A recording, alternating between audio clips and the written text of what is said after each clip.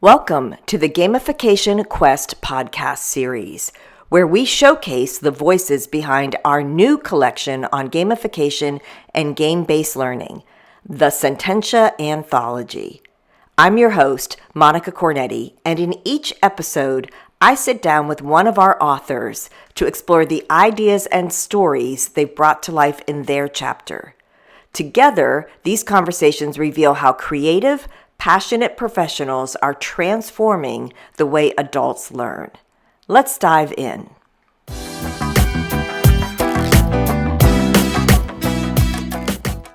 Hi, my name is Monica Cornetti, and welcome to this special episode of the Gamification Quest podcast. My guest today is Keith Lillico, and our topic is Framework Factor, Building Scalable Gamification That Works. Now, Keith has been a member of our inner circle since the very, very beginning, and his career has progressed continually upward till he is now the Associate Director of Global Learning and Development at Merck. He's the founder of Lillico Learning Solutions and a Certified Gamification Master Craftsman. His work blends game design elements, accessibility, and business alignment to create learning content that meets learner needs while achieving enterprise goals. He's been recognized as ATD One to Watch, Training Magazine Emerging Leader, and the 2023 ATD Outstanding Learning Professional of the Year. Keith, your chapter has such a strong guidance for practitioners, and I know we were just talking about this today. So thank you for joining me and our listening audience, because your chapter goes a totally different direction than the other chapters in the book. So thanks so much for sharing your thoughts with us and doing this podcast today. Yeah, it's always great to be here, Monica. I love getting on the podcast and talking gamification and L&D. Well, thank you so much. So I know that we've talked about it and I've seen different presentations on it, but as you were thinking about your chapter for this anthology, what made you decide to contribute the theme of scalable gamification and frameworks? What made you decide on that? I think working at a large organization, and when I say large, I say Fortune 500, and our particular role, my audience is literally 100,000 employees. And as with anything, scale is difficult.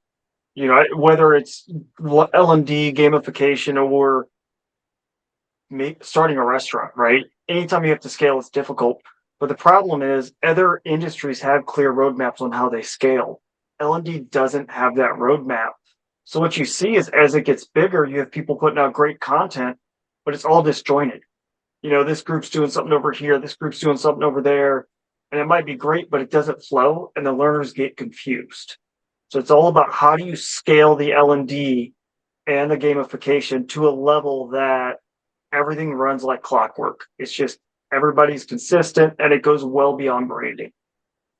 Well, as I think about you have this niche, and we have some other students who work for these multinational companies. They're in 97 different countries, but we also have some that are on a smaller mid-sized scale. So do you think this message of scalability is applicable even if we aren't at that 100,000 learner mark? Oh, I think it's definitely applicable, because it's not just scaling, but a lot of the stuff you have to do to scale is what makes a solid L&D program. Having standards, having a way of working, having, your guidebooks and how you approach things. So it really does make it applicable to everybody. It's just the smaller organizations can probably get away longer without having it in place. Where the larger ones, it becomes abundantly clear very, very quickly. So it's definitely something everybody can use, everybody can apply to it, and it'll make you a more solid L&D program when you come out the other side of going through the process of getting everything into place. Another bonus is everything's so clear that you could essentially bring in a new hire who's an experienced instructional designer, and they have all the information they need to hit the ground running and duplicate the type of training that you're looking for. I really like that, because I've done training programs, like let's say for oil and gas. So oil and gas is huge. And then every time something changes in the L&D or HR, there's a shift in how we're going to deliver that program or finish designing that program. I remember we had 3 leadership shifts within the design. And so everything kept changing rather than there being some kind of, like you said, customized, this is who we are, this is how we do L&D. They had none of that in this organization. So I can see how it would fit most any type of industry. Now, let's go back to the beginning when you got started. And you started this chapter with an experience that you were showed gamified programs. And you realized, well, this isn't really gamification. So why do you think that confusion is so common? People think it's gamification, or I call it, if it is gamification, it's very light, or I call it softcore gamification. I think the confusion's there heavily because we're a lot of people who aren't deep into the space are following what vendors are telling them is gamification. And every vendor out there says they have gamification and they're giving you the most watered down possible stuff and saying, oh, look at these sources that say ROI is huge. But the problem is you're measuring the ROI on the high end gamification, not this watered down stuff you're selling. So, that's part of the issue there is I think people don't understand what gamification is. And I think the other part of it is really we've been fed Jeopardy on PowerPoints for years. It still exists. You still see it. And that's a factor in why people call it gamification. Yeah. And, but you will see in my chapter where it does talk about there's a need for that soft gamification. Yeah. I call it level 1 and there's a need for it, but that's not the end goal. And It's I am about always using that strategically. I'm enthusiastic if someone says, "Well, I designed a Jeopardy game," and it's like, well, that's great. As if it's something that it gets learners on their feet and they're discussing, debating whose answer is correct, and they're getting engaged with the learning, I'm all for it. And at the same time, let's not call that gamification. It is 2 different things. I do encourage games in learning, but it's not a framework. It's not a blueprint. It's just an easy template to use. But I like it that you call it level 1. You talk about a blueprint, that without a blueprint in our gamification efforts, we just start patching things. Why do you think that blueprint is so important? So, when I build a blueprint for an organization, it's really comprehensive. And I only go into some of it in the chapter of, everything that can possibly in it because it's so customizable to your organization about what you need, what you don't need. It's like building your own house. Do you need the laundry room attached to the garage or no? And the blueprint's important because 1, it's your identity as an organization, as an L&D team. But 2, it's literally your organization's Bible to how to conduct L&D. And while we talk a lot about the gamification blueprint, there's multiple ways to approach it. You can have multiple blueprints. So, maybe you have an overarching blueprint that guides the principles and one that's a gamification, one that's design. But I usually opt for that full encompassing blueprint.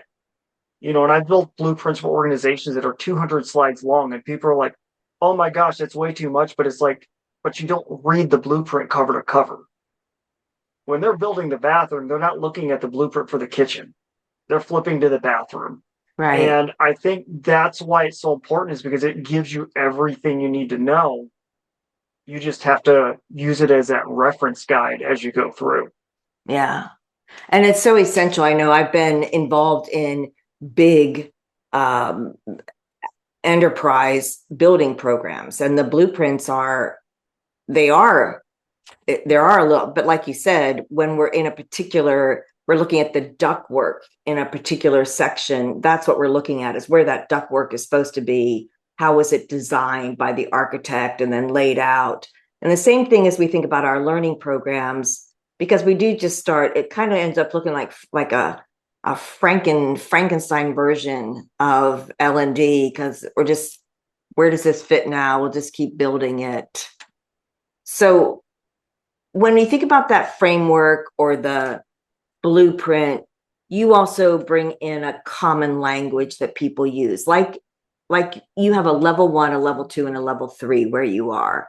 So that's now become common language. Is that right? Yes. So, and the common language, so I have a level 1, level 2, level 3 gamification. So we understand what depth we're going, but then also the common language of proficiency levels. What are you targeting? What do you want? And even the definition of gamification itself. That's a challenge in a lot. That's the biggest battle. Hey, as an organization, this is how we define gamification, which then stops a lot of the issues we were talking about a minute ago about why are people so confused on what's gamification? What does it look like? That definition itself, it gives you a clear guiding post. So for me, the first thing you do when you're going to go build a blueprint for specifically gamification is to define what is gamification and get everybody to sign off on it.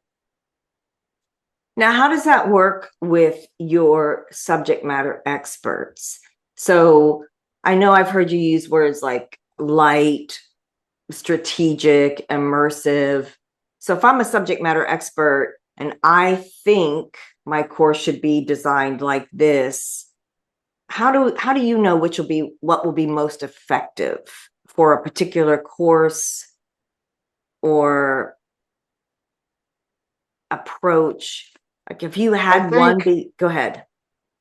It's not about the SME making decisions. And I think that's one thing we as L&D have to bring back is who has decision rights. And I know at every organization, there's culture, there's issues, but at the end of the day, they're a subject matter expert, not an L&D expert. And it's my role to know what the learning is best. Now, to explain that to a subject matter expert gets easier because as in my chapter, I'll define, hey, level 2 is where you're supposed to be most of the time when it comes to gamification.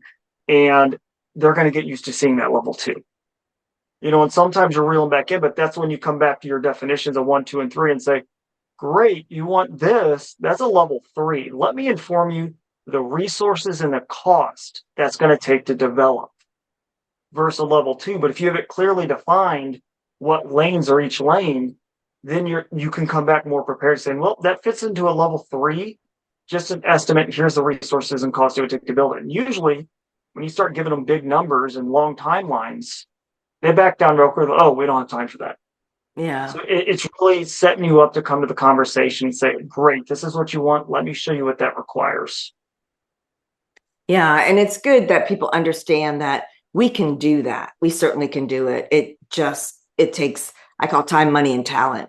It'll take time. Definitely. We have to have the resources. So if you want 3D immersive, well, then we need to make sure we've got the ability, the software, IT, pulling it all together, that we'll be able to run it on our system, that we'll be able to upload it, that our learners can access it, because it's not always that easy, especially in a industry like yours that does have proprietary information. IT locks it down. How are we going to make that accessible?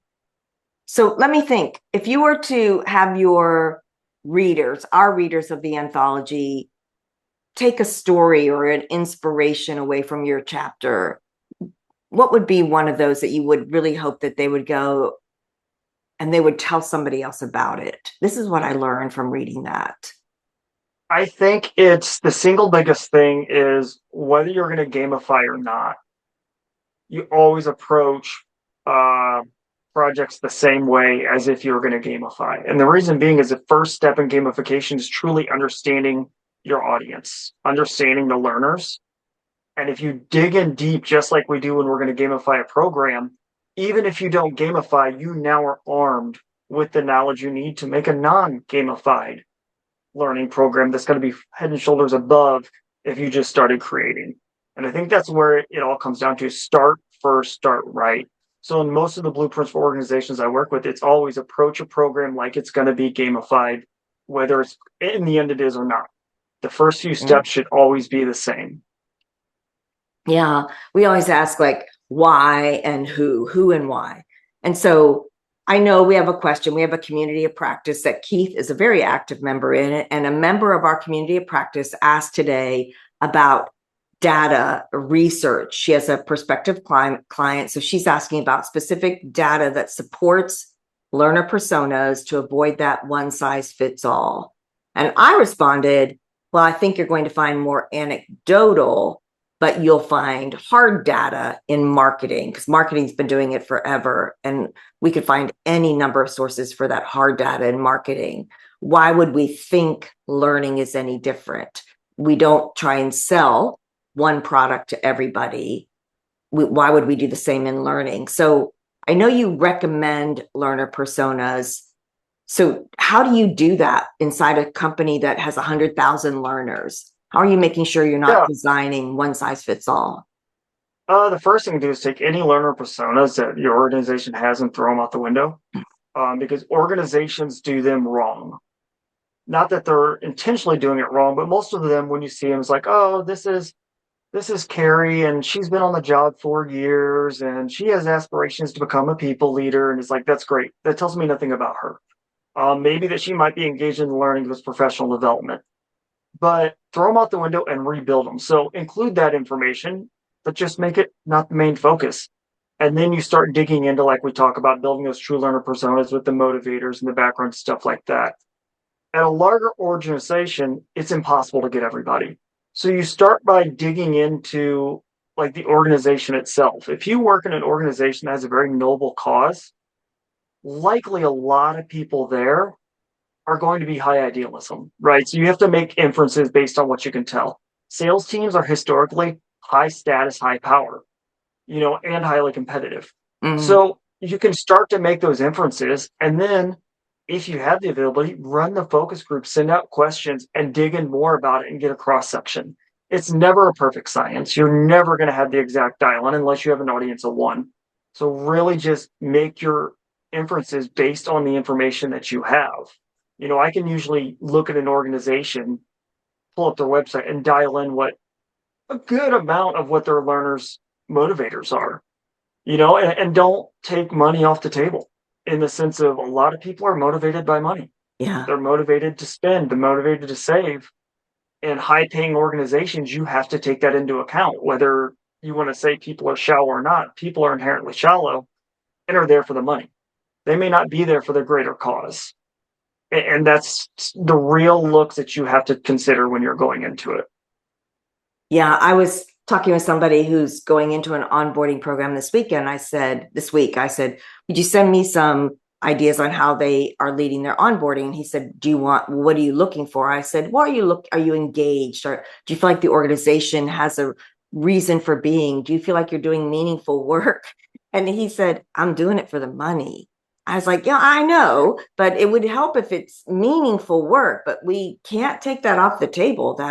And everybody has different chapters of their life, but it doesn't mean that money's less important in any one particular chapter. It just has a different reason in different chapters. We have a different reason for wanting or needing that revenue. So I think that's really important, especially in organizations that do offer those nice packages. That's one of the reasons people choose to work there, is because, yes, it's huge. Yes, they've got different ways of doing things, but they also have really nice packages that they can offer their employees. So that's an important factor. What if somebody wanted to start following your guidelines and they were like, okay, I get this. We need to do this. We need to make this scalable. We need to have a blueprint. What would be one step I would start to take to go in that direction of not conformity, but what would be the word I want? Consistency. What would be one step I would take? Yeah. I think the one step that would lead most people, at least in the right direction, is getting a common language.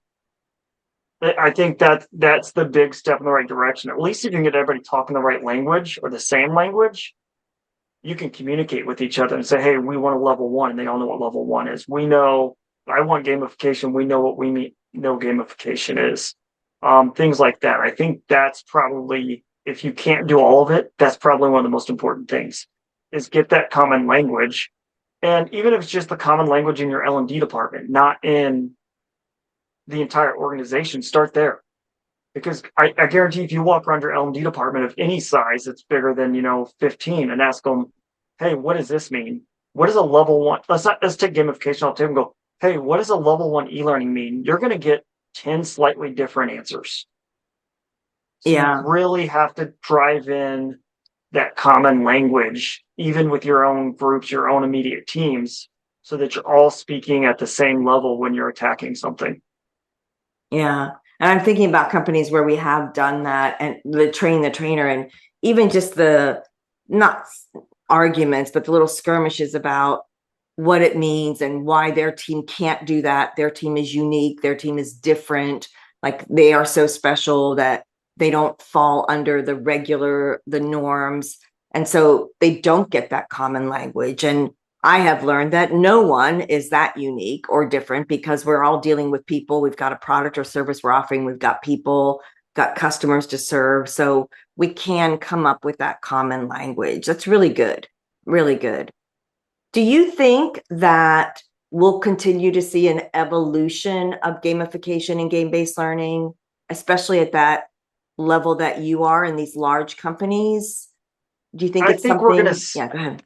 we're going to see it. It's falling apart, to be honest, in a lot of ways. But because the vendors are giving you so much junk, and you have 12 badging systems and 6 leaderboards and this and that, I think as people start to think strategically, you might see some of that consolidated down. I mean, you may still have 3 leaderboards and 3, but you'll see it consolidate down a lot more.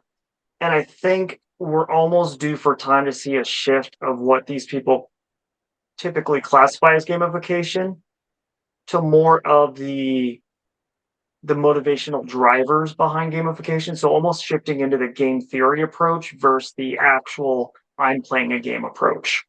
And I think that's a shift that we'll start to see soon is the people who understand how to pull the levers without making it feel necessarily like a game. You're going to see that much more successful than the people who are out there saying, we're building games. And that's kind of just the environment I feel like we're shifting into now. Yeah.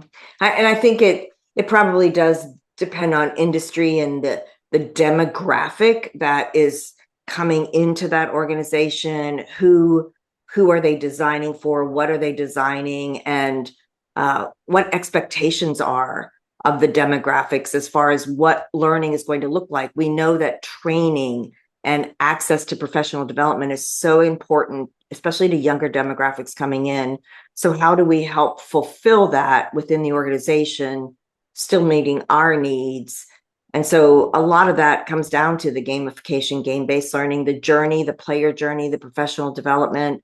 There's so many great ways it could go, but you all have to get on the same page. What happens? What are you thinking as far as legacy for you?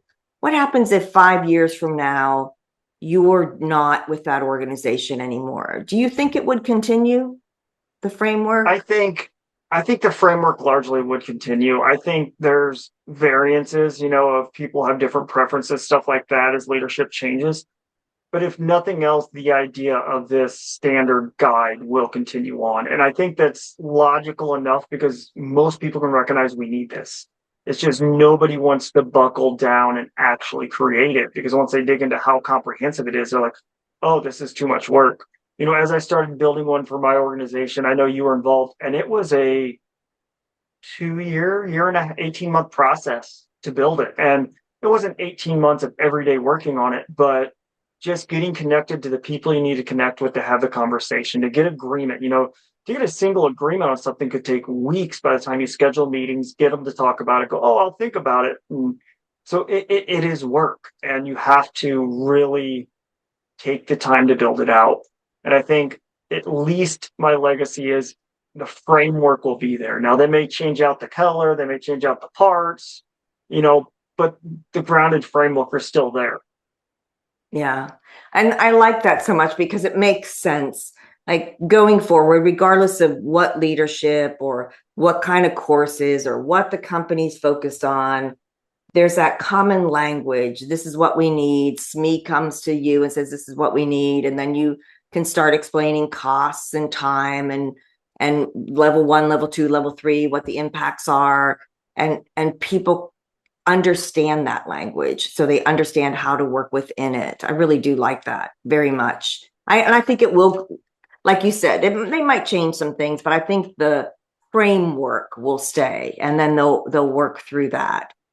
So if I was to read your chapter and I had 2 minutes with your chapter, what's the one idea you'd want to make sure I got? If I just skimmed for 2 minutes, what would be that one idea you want to make sure I grab in that 2 minutes?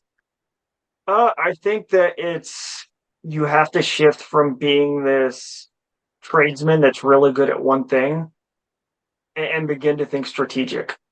Even so many L&D leaders are like, we're so good at building e-learning. We're so good at you have to start to learn strategic. Not everything can be the same thing, but a lot of times it does look the same. You need to think and start thinking about journeys, not single courses. What is the learner's journey as they go through, and how does this framework drive a journey opposed to a one-off course? Not saying it can't be applied to a one-off course, but think the long term as you're building stuff. We talk about narratives all the time, and you talk about storytelling narratives all the time. Is you sometimes see where they put together these courses and they think short term, and each course has a different story. Where it would have been an amazing program if they stretch that story across all 5 courses, and it just continues on until the end. Yeah. And I think that's the thing, is you have to think strategic, big picture, long term. When you And think it's a about, process. You're not going to just drop it off and, oh, we got it, we're done. yeah, you think about these like blockbuster series, like, and I'm not saying, but like Grey's Anatomy, that's run for what, 22 seasons or something, right? There's something about that overarching cliffhangers, story characters intertwine with each other, any kind of Netflix, Hulu, Amazon Well, Prime, anything that goes on for it's any number also, of seasons. Yeah. well, and I think a great example of this, and we're all still waiting for season 2, but it seems like it's going to fit this really well, is The Pit, right? So the first season was all in one day, and the series was phenomenal. The story was compelling. Now they're going to come up with season 2 that's several months later. Yeah. But you've already heard glimpses of how they're going to carry on the story from the first. So 2 completely separated days, separated by months, and they're still going to carry that narrative. Yeah. And find different ways to twist and turn. And that's the art of really being able to look big picture, and even look at compliance training from 3 years ago and go, how do we keep this story going? Yeah. It's so good. And I know when we're watching those series, we think, did the writers write this from the very beginning? Like, did they know they wanted 4 seasons and like this was going to happen all the way out here, which tied back, or did they? And it's just fascinating. And the thing is that we can all use the guides of narration and writing good storylines and plot lines to make those kind of adventures in our learning, keeping in mind that it is a learning journey, but that narrative will drive it. I really love that. Really good, Keith. So as you think about your chapter and that people are going to learn from your chapter things about blueprints and motivation and scalability and a roadmap, do you think that people can move beyond just that shiny object of gamification and work on the design framework that you've brought? I mean, how realistic? Well, most people aren't designing for 100,000 people, but if I wanted to make I a think it's, framework, how much time would I need to devote to that?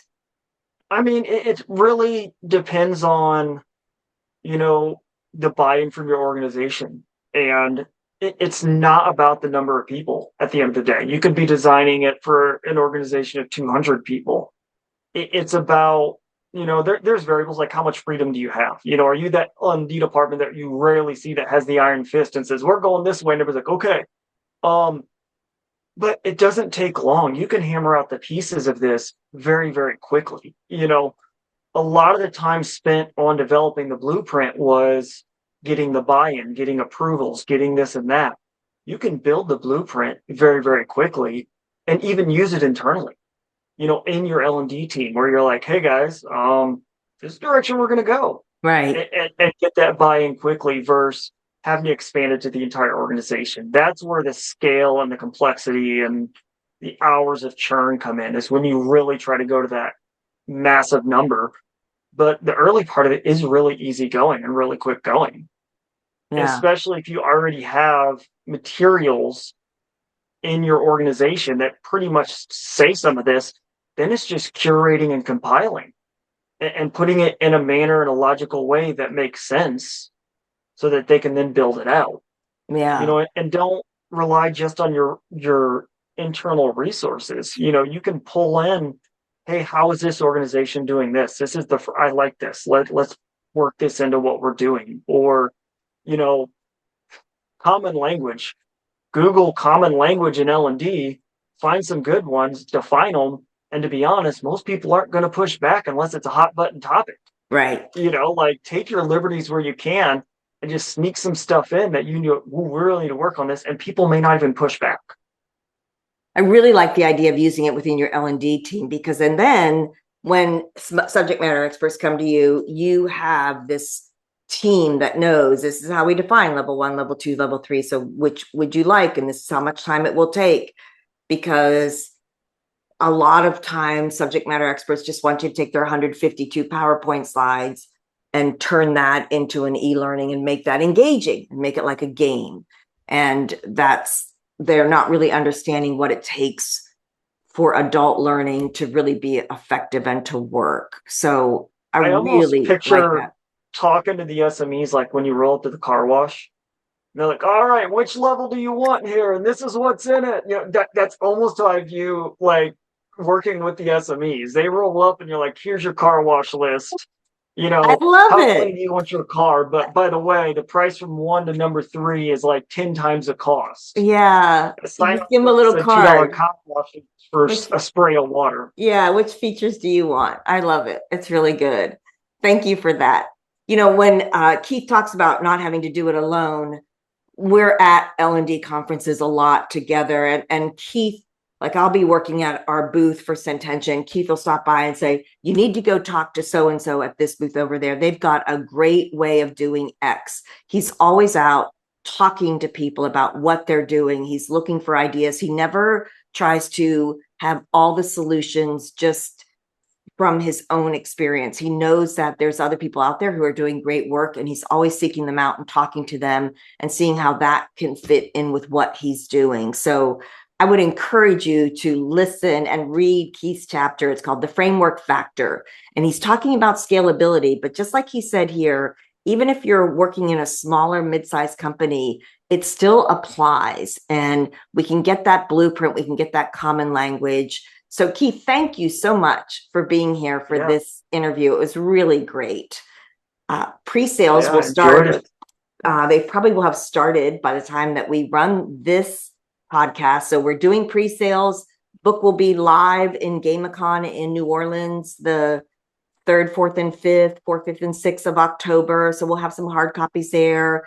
We're still working on the finals to be able to ship out, but we'll definitely be doing pre-sales, and can't wait to get the copy of the anthology in your hands so you can read that. And Keith, thank you so much for your contribution to it. It's a really great direction to go. And I know, because people are already asking, do you know somebody who knows how to do this? And fortunately we do. So thank you so much for being a part of it. Really appreciate you.